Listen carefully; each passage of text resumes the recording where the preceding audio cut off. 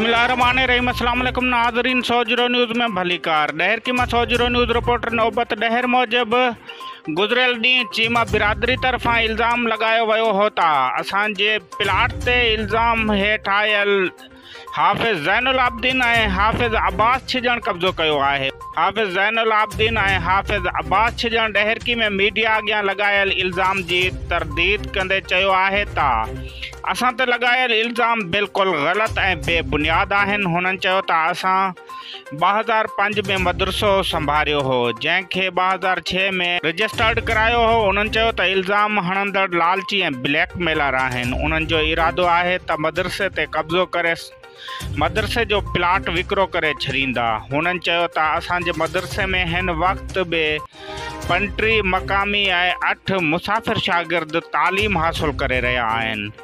हुननि चयो त इल्ज़ाम हणंदड़ असांखे मदरसो बंदि करण जो चई रहिया आहिनि। ॿी सूरत में असांखे मौतमार धमकियूं ॾेई रहिया आहिनि। हुननि चयो त हू बाअसर आहिनि ऐं असां मिसकीन आहियूं, असांखे तहफ़ुज़ फ़राहम कयो वञे। ॿी सूरत में असां शागिर्दनि सां गॾिजी क़ुरान पाक खणी SSP ऑफिस अॻियां धरणो हणंदासीं। बराए मेहरबानी मोहम्मद कासिम जीमे के मोहम्मद रियाज़ जीमे के जेके सियालकोट खां अची करे हिते असांखे धमकाइनि था, मौतमार धमकियूं ॾियनि था पिया ऐं असांखे ख़तरो आहे इन्हनि माण्हुनि। अगरि असांखे कुझु बि मूंखे थियो या मुंहिंजे भाइरनि खे कुझु बि थियो, उनजो ज़िम्मेवार मोहम्मद कासिम जीमो ऐं मोहम्मद रियाज़ जीमो।